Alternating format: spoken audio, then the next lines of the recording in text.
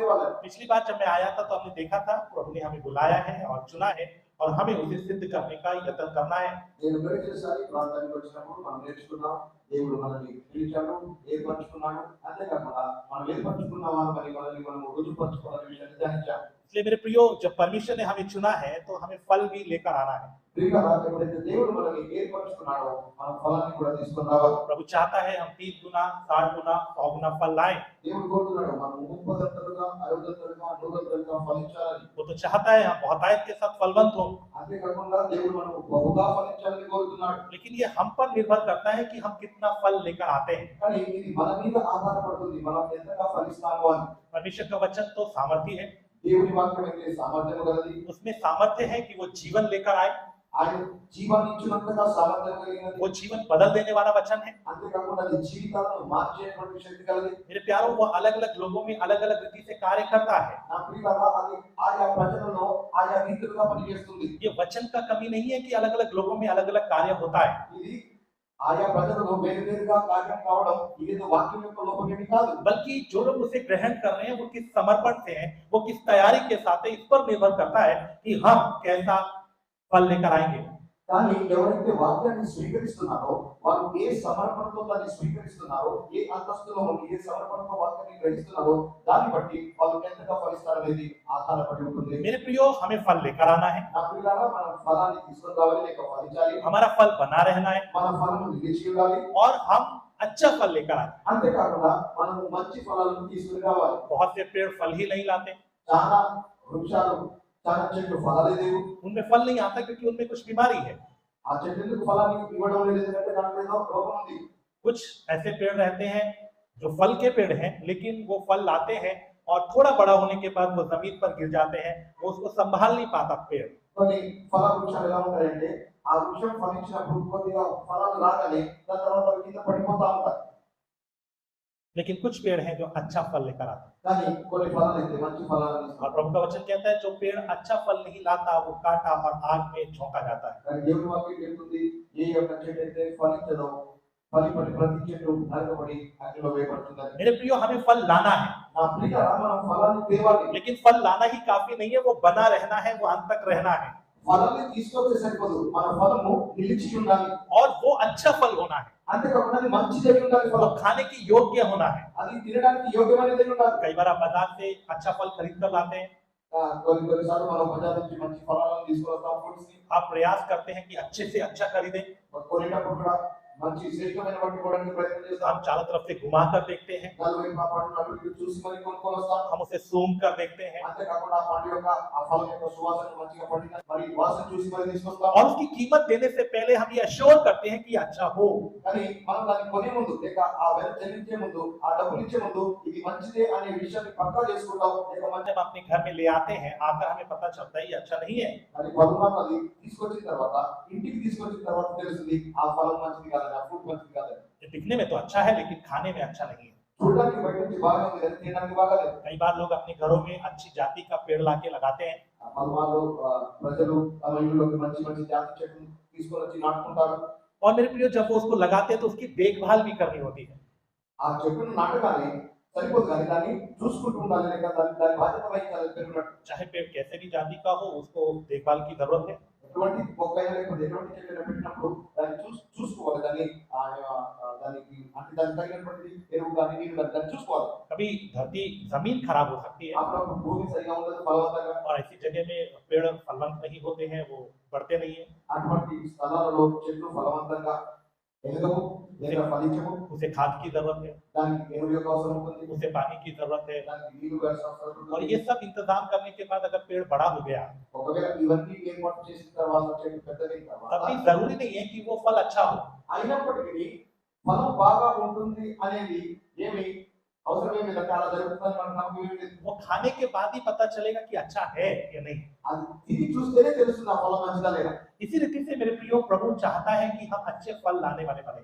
అలాగే దేవుడు కూడా మనము మంచి ఫలాలను తీసుకొచ్చేవారుగా కావాలని కోరుతున్నాడు. पेड़ जो अंजीर का पेड़ था दाख की लता में, ఒక ద్రాక్ష తోటలో అంజూరం చెట్టు ఉంది. उसमें बहुत कोशिश किया गया लेकिन उसमें फल नहीं आया। దాంట్లో ఎంత ప్రయత్నం చేసినా కానీ దాంట్లో అది ఫలించలేదు. तब माली ने बोला मैं 1 साल और कोशिश करूंगा। అప్పుడు తోటమాలి అన్నాడు కదా ఇంకొక సంవత్సరం దీనికి ప్రయత్నం చేస్తాను కష్టపడతాను. प्रभु यीशु कहता है जो डाली मुझ में नहीं है वो फल नहीं ला सकती। ప్రభు యేసుక్రీస్తు ఏమన్నాడంటే ఏ తీగైతే నా లోపల లేదో నా ఎదురు అది ఫలించదు. నాలో లేని తీగ. फल न आने के कई कारण हो सकते हैं।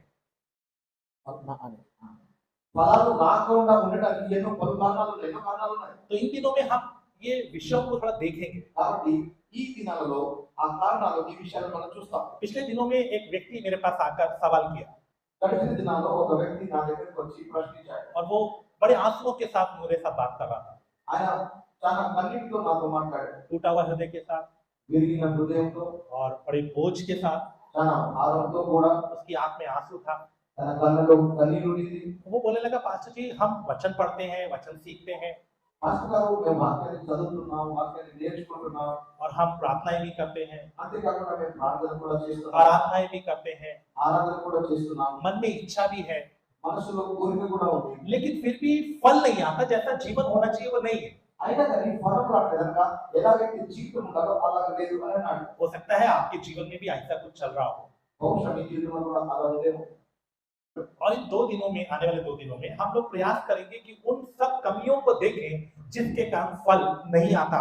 కాబట్టి ఏ కారణం చేత ఫలాలు రావో ఆ కారణాలను ఈ రానున్న 2 రోజుల్లో మనం చూడబోతున్నాం. और उन सब बीमारियों को फाइंड आउट करेंगे जिसके कारण फल नहीं आता है। ఆ కారణాలు లేక ఆ రోగాలు ఏంటి అసలు ఫలాలు రాకుండా ఉండడానికి ఆపుతున్నటువంటి వాటన్నిటిని మనం కనుగొందాం. जैसे हमारे अंदर प्रेम होना चाहिए, ఎలాగైతే మనలో ఎలాగైతే ప్రేమ ఉండాలో और वो प्रेम हमें है या नहीं हम देख सकते हैं। మనలో ప్రేమ ఉందా లేదా తెలుసుకోవచ్చు. आनंद का विषय है, ఆనందము, शांति का विषय है। సమాధానము, तो ऐसा फल हमारे जीवन में होना चाहिए। అలా ఫలాలు మనలో ఉండాలి. तो मेरे प्रियो हमारे पास ज्यादा समय बाकी नहीं है। నా ప్రియులారా మన దగ్గర ఎక్కువగా సమయం మిగిలి లేదు. अब हम आराम से बैठ नहीं सकते। మనం ఆనందంగా కూర్చోవడానికి లేదు. मेरे प्यारो इस समय प्रतिदिन हालत और ज्यादा खराब होता जा रहा है। నా ప్రియులారా ఇప్పుడు ఇక రాను రాను ప్రతిరోజు పరిస్థితులు చాలా చెడిపోతున్నాయి. कल और परसों में मैं इजराइल के बारे में कुछ खबरों को देख रहा था, నిన్న మొన్న నేను ఇశ్రాయేల్ దేశం గురించి కొన్ని వార్తలు చూస్తున్నాను. और इस समय सारे अरब देश मिलकर इजराइल के खिलाफ में हो गए हैं। ఈ దినాల్లో అన్ని అరబ్ దేశాలన్నీ కలిసి ఇశ్రాయేల్కు వ్యతిరేకంగా ఉన్నాయి.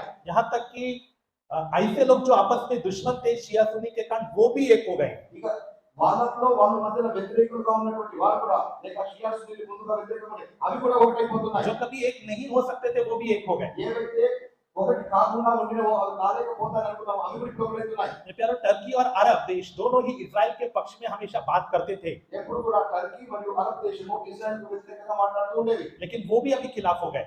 ఇదివరకు వాటి పక్షంగా ఉన్న అవి ఇప్పుడు ఇవి కూడా ఇశ్రాయేల్కు విరోధంగా మారాయి. अभी तक फिलिस्तीन देश को मान्यता नहीं मिली थी, ఇంతవరకు పాలస్తీనా దేశంలో ఒక గుర్తింపు అనేది లేదు. लेकिन अभी उन देशों ने मान्यता दी जो हमेशा इजराइल के पीछे खड़े रहते थे। ఏవై దేశాలు ఇశ్రాయేలు వెంబడి నిలిచేవో లేక ఇశ్రాయేలు పక్షంగా ఉండేవో అవి ఇప్పుడు ఆ పాలస్తీనా దేశానికి గుర్తింపునిస్తున్నాయి. इसलिए मेरे प्यारो हमारे पास बहुत ज्यादा समय बाकी नहीं है। కనుక ప్రియులారా మన దగ్గర ఎక్కువగా సమయం లేదు. हम इंतजार करके नहीं बैठ सकते कि हाँ एक दिन फल आ जाएगा तब हम देखेंगे। ఇక మనం ఎదురు చూస్తూ ఉండడానికి లేదు. ఆ ఒక రోజు ఫలం వస్తుందిలే చూద్దాంలే ఇంకా చాలా సమయం ఉందని అలా చూడడానికి లేదు. अगर आप सोच रहे हैं कि मैं जाके स्वर्ग में फल पैदा करूंगा, भाई स्वर्ग में फल नहीं चाहिए। నా ప్రియులారా ఒకవేళ మీరు పరలోకానికి వెళ్ళి నేను ఫలాన్ని ఇస్తాను అంటే పరలోకంలో యొక్క ఫలం అక్కర్లేదు. वहां जाके फल दिखाने की जरूरत नहीं है। పరలోకంలో నీకు ఫలాన్ని చూపించాల్సిన అవసరం లేదు. यहाँ फल आपके अंदर आएंगे तो ही हम उड़कर स्वर्ग में जा पाएंगे। ఇక్కడ నీ లోపల ఫలాలు ఉంటేనే కానీ నువ్వు ఆ విధంగా పరలోకానికి వెళ్ళిపోగలుగుతావు. परमेश्वर चाहता है कि हम संसार के लोगों के बीच में फल को प्रकट करें। దేవుడు మన మధ్యలో కోరుకుంటున్నాడు ఈ లోకముల మధ్యలో మనం తన యొక్క ఫలాన్ని చూపించాలని. लोग अन्य जाति लोग परमेश्वर को नहीं जानते, అన్ని జనులు దేవుని ఎరగని వారు వాళ్ళకి దేవుడు ఎవరో తెలియదు. उन्होंने यीशु को नहीं जाना, వాళ్ళు యేసుక్రీస్తును తెలుసుకోలేదు. वो उसे देख नहीं सकते, వాళ్ళు ఆయనను చూడలేరు. लेकिन वो हमें देख सकते हैं కానీ వాళ్ళు మనల్ని చూడగలరు. और हम उनके बीच में रह रहे हैं। మనం వాళ్ళ మధ్యలో ఉంటున్నాం. वो यीशु हम में है, ఆ యేసు మనలో ఉన్నాడు. उसका वचन हम में है, ఆయన యొక్క వాక్యము మనలో ఉంది. उसका आत्मा हम में है। ఆయన యొక్క ఆత్మ మనలో ఉంది. और परमेश्वर से क्या चाहता है దేవుడు మనల్ని కోరుతున్నాడు कि हम उसके फलों को अपने जीवन के द्वारा प्रकट करें। మనము మన జీవితం ద్వారా ఆ ఫలాలను బయలుపరచాలని దేవుడు కోరుతున్నాడు. मेरे प्यारो हम वचन पर वचन सीखते जा रहे हैं। మనమేమో వాక్యం మీద వాక్యాన్ని నేర్చుకుంటూ పోతున్నాం. अगर हमारे घरों में जाकर देखा जाए तो बहुत सी डायरियां पूरी फुल हो चुकी हैं। మనం ఇంట్లో కనుక వెళ్ళి చూసినట్లయితే చాలా డైరీలను కూడా రాసుకొని ఫుల్ అయిపోయాయి. हमें कितना वचन आता है ये परमेश्वर चेक करने नहीं जा रहा है। నీకు ఎంత వాక్యం వస్తుందని దేవుడు చెక్ చేయకపోవడం లేదు. प्यारों को देखेगा मेरे जीवन में कितना है। ఆ ఆయన మాత్రం మన జీవితంలో ఎంత వాక్యం ఉందని చూడబోతున్నాడు. मुझे कितना मालूम है और मैं कितने के अनुसार जी रहा हूँ. నాకు ఎంత వాక్యం తెలుసు, ఎంతగా తెలిసిన వాక్యాన్ని అనుసరించి నడుచుకుంటున్నారో అనేది చూస్తాడు. मेरे प्यारों, हम उपदेश की बातें करते हैं. మనం ఏదో ఉపదేశం అనే విషయాలు బాగా చెప్తుంటాం. अगर हम कहते हैं कि हमें उपदेश मालूम है, మనం ఏంటంటే ఒక ఉపదేశం తెలుసు అని, तो वो उसके पूरे के अनुसार हमसे न्याय भी करेगा. ఆయన దాని ప్రకారంగా ఉపదేశాన్ని అనుసరించి మనకు తీర్పు కూడా తీరుస్తాడు. उसके अनुसार हमें चलकर दिखाना भी पड़ेगा. ఉపదేశాన్ని అనుసరించి మనం నడిచి కూడా చూపించాలి. लेकिन क्या हम कर रहे हैं? ఏంటి మనం అలా చేస్తున్నామా? क्या हम वैसा जी रहे हैं जैसा जीना चाहिए? ఏంటి మనం ఎలాగైతే జీవించాలో అలా జీవిస్తున్నామా? जैसा यीशु चाहता है, क्या हम वैसा चल रहे हैं? ఏంటి యేసుక్రీస్తు ఎలాగైతే మనల్ని కోరుతున్నాడో అలా మనం నడుస్తున్నాం. वो कहता है, तुमने मुझे नहीं चुना है, మీరు నన్ను ఏర్పరచుకోలేదు, तुम्हारी मेहरबानी से तुम मेरे पास नहीं आए, ఏదో దయచేసి రాలేదు, నేను రాలేదు, मैंने चुना है. నేను మిమ్మల్ని ఏర్పరచుకున్నాను. और वो चुनने के लिए मैंने खून बहाया है, నీకు ఏర్పరచుకోవడం కొరకు నా రక్తాన్ని చిందించాను, मैंने कीमत दिया है, నేను వేల చెల్లించాను, मैंने खून से खरीदा है. నేను నా రక్తాన్ని కొన్నాను. तुम अपने नहीं हो, నీవు నీ సొంతములకు, तुम्हें फल लाना ही पड़ेगा, నీవు ఫలించాల్సిందే. नहीं तो काट कर फेंक दूंगा. లేకుంటే నరికి పడేస్తాను. परमेश्वर का प्रेम की बातें कर कर हम भूल गए, वो सजा देने वाला, वो न्याय करने वाला भी परमेश्वर है. మనం దేవుడు ప్రేమమయుడు, ప్రేమగలవాడని చెప్తూ ఆయన తీర్పు తీర్చేవాడని, శిక్షించేవాడని అనే విషయాన్ని మర్చిపోయాం. तो मेरा क्योंकि 6 अध्याय उसका 19 और 20 वचन. చదవండి, మొదటి కొరింథీయులు 6వ అధ్యాయము 19-20 వాక్యాలు చదువుకుందాం. प्रभु का वचन कहता है, तुम दाम देकर खरीदे गए हो, ప్రభు యొక్క వాక్యం చెప్తుంది, మీరు విలువ పెట్టి కొనబడినవారు, तुम अपने नहीं हो.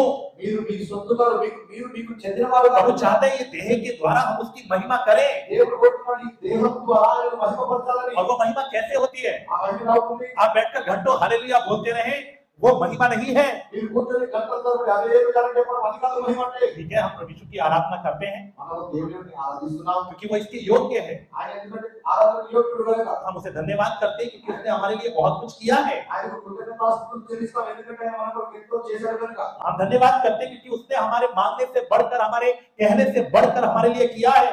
ఆయన మనం ఎందుకు వందనాలు చెల్లిస్తున్నామంటే మనం అడిగిన దానికంటే ఎక్కువగా, ఊహించిన దానికంటే ఎక్కువగా, ఇంకా మనం అడిగిన మునిపే కూడా ఎన్నో చేస్తున్నాడు కనుక. लेकिन मेरे प्रियो, उससे भी बढ़कर हमारी आराधना है जब हम उसके वचनों को पालन करते हैं. కానీ దానికంటే ఎక్కువగా ఆరాధన అంటే ఏంటంటే ఎప్పుడైతే మనం వాక్యాన్ని పాటిస్తామో అది ఇంకా ఎక్కువ ఆరాధన मेरे చేస్తాం. प्यारों, हमारी असली आराधना क्या है? నా ప్రియులారా, మన అసలైన ఆరాధన ఏంటి? जब आपको देखकर लोग उसकी महिमा करें, ప్రజలు మిమ్మల్ని చూసి ఆయనను మహిమపరచేటప్పుడు అది అసలైన ఆరాధన. जब आपको देखकर लोग परमेश्वर को जाने, నిన్ను చూసి ప్రజలు ఆయనను తెలుసుకోవడం అది నీ అసలైన वो ఆరాధన. चाहता है अपने आप को हमारे द्वारा प्रकट करे. ఆయన కోరుతున్నాడు తను తాను మన ద్వారా బయలుపరచుకోవాలని కోరుతున్నాడు. उसने हमें इसलिए नहीं खरीदा कि हम अपने आप को प्रकट करें, ఆయన మనల్ని కొడుకుంది మనల్ని మనం చూపించుకోవడానికో, మనల్ని మనం బయలుపరచుకోవడానికో కాదు. बल्कि उसने इसलिए चुना है ताकि हम उसके गुणों को, उसके स्वभाव को, उसके फलों को हम प्रकट करें. ఆయన ఎందుకు బయలుపరుచుకున్నాడంటే ఆయన గుణాలను, ఆయన స్వభావాన్ని, ఆయన లక్షణాలను మనము బయలుపరచాలని, ఆయన ఫలాలను బయలుపరచాలని ఆయన మనల్ని ఏర్పరచుకున్నాడు.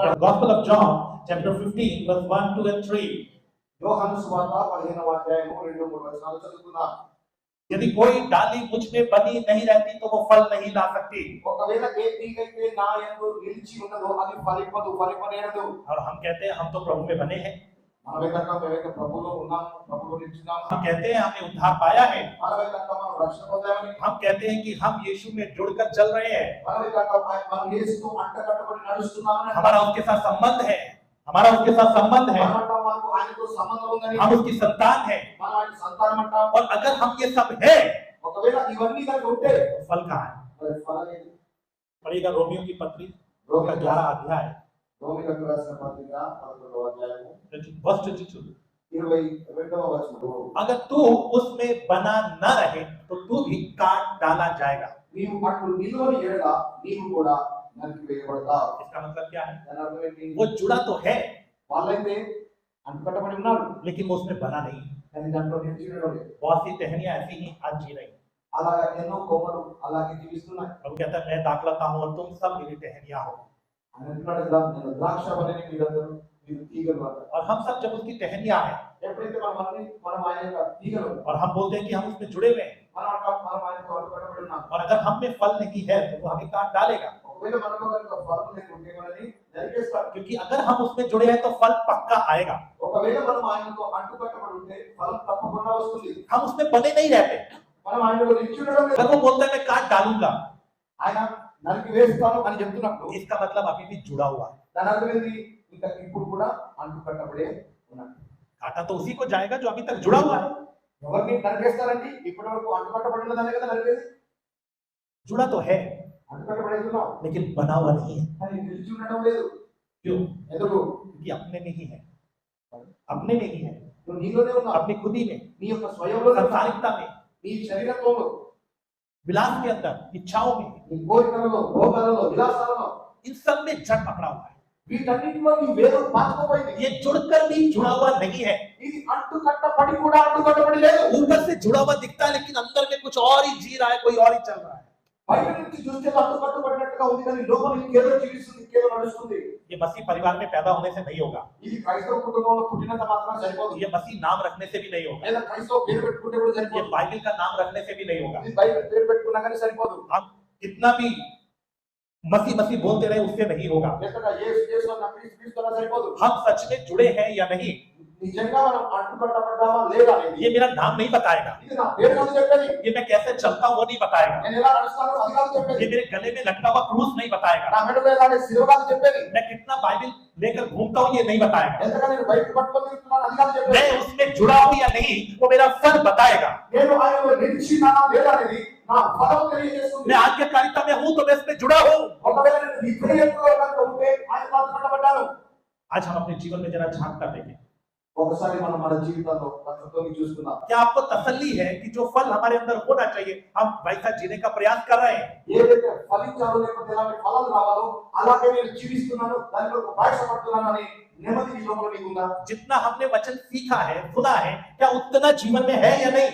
ఎంతైతే వాక్యం మనం విన్నామో నేర్చుకున్నామో అంతగా జీవితంలో ఉందా లేదా? यीशु यीशु बोलने वाले यीशु के साथ नहीं जाए, ప్రభువా ప్రభువా అని లేకపోతే యేసు యేసు అనేటువంటి యేసుతో పాటు వెళ్ళను. चर्च में आकर चंदा देकर ये सब करने से हम यीशु के साथ नहीं जाएंगे। చర్చికి వచ్చి చిన్న చేయడం మిగతా కార్యక్రమం చేయడం ద్వారా మనం యేసుతో వెళ్ళం. जब हम फलवंत होंगे, वचन के अनुसार जिएंगे, वचन के अनुसार हमारा जीवन होगा और हम नहीं लोग हमको देखकर जब गवाही देंगे तब हम उसके साथ जाने के योग्य होंगे। ఎప్పుడైతే మనం ఆయనలో నిలిచి ఉంటామో లేక ఆయనకు అడ్డుకట్టబడి ఫలిస్తామో మనల్ని మనం గురించి మనం చెప్పుకోవడం కాదు, ఇతరులు మన గురించి సాక్ష్యం ఇచ్చినప్పుడు లేక ఆయన చెప్పినట్టుగా వాక్యానుసారంగా మనం ఫలించినప్పుడు అప్పుడే మనం ఆయనతో పాటు వెళ్ళిపోతాం. क्योंकि जब वो कहता है तुम जाकर फल लाओ उससे पहले ही वो बोल देता है कि फल नहीं लाओगे तो काट कर फेंक दूंगा। మీరు వెళ్ళి ఫలించండి అని చెప్పేదానికంటే ముందే ఆయన ఏమంటున్నాడంటే ఒకవేళ కనుక ఫలించకుంటే నేను నరికి వేస్తానని కూడా ముందే చెప్తున్నాను. वो अनुग्रह करा, ठीक है एक साल और रहने दो शायद फल लेकर आए, ఇప్పుడు కృప చూపిస్తున్నాడు, ఇంకొక సంవత్సరం ఉండనిలే బహుశా ఫలిస్తుందేమో, ఫలం తెస్తుందేమో అని. लेकिन अंतिम दिनों में पहले उनको काट कर अलग करेगा जो फलवंत नहीं है। కానీ ఈ అంతిమ సమయంలో ముందుగా ఏదైతే ఫలించదో వాటిని నరికి వాటన్నిటిని పోగు చేస్తాడు. जो हम अंत के दिनों में ఇదైతే సత్యం, మనం అంతిమ దినాల్లో ఉన్నాము.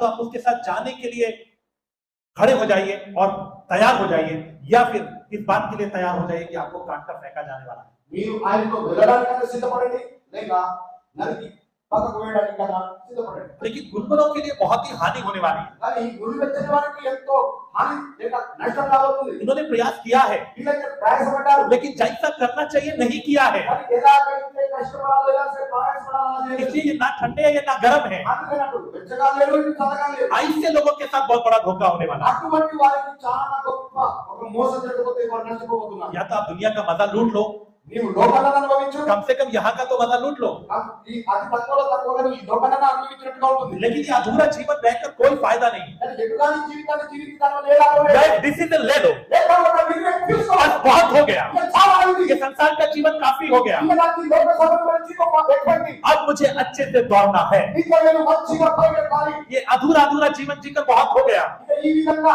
ఎటుగాని జీవితం జీవించి ఎంతో సమయం గడిచిపోయింది. अब मुझे फैसला लेकर अच्छे से चलना है। ఇప్పుడు నేను నిర్ణయం తీసుకుని మంచిగా నడవాలి. मेरे लगता है बहुत दुख उठा रहे हो, భవిష్యత్తులో ఎన్నో శ్రమలను ఇబ్బందులు ఎదుర్కొంటున్నావు. लेकिन प्रभु कहता है కానీ ప్రభు అంటున్నాడు, तू दुख उठाते उठाते नहीं थका, నీవు శ్రమలను అనుభవిస్తూ నువ్వు కలిసిపోలేదు. तो मेरे लिए कष्ट उठा रहा है, నీవు నా కొరకు ఎన్నో ఇబ్బందులు శ్రమలను అనుభవిస్తున్నావు. लेकिन मैंने तेरे किसी भी काम को अपनी दृष्టి में पूरा नहीं पाया। కానీ నా దృష్టిలో నేను ఏ పని కూడా సంపూర్తిగా నేను కనబడలేకపోయాను. केवल एक पक्ष पूरा करने से नहीं होगा, కేవలం ఒక పక్కనే పూర్తి చేస్తే సరిపోదు. हमें संपूर्ण बातों में बढ़ना है। మనం సంపూర్ణంగా విషయాలు ఎదగాలి. जो बातें रह गई आइए हम उनको पूरा करने के प्रयास करें। ఏ విషయాలైతే మిగిలిపోయాయో అవి సంపూర్తి చేయడం కొరకు మనం ప్రయాసపడదాం.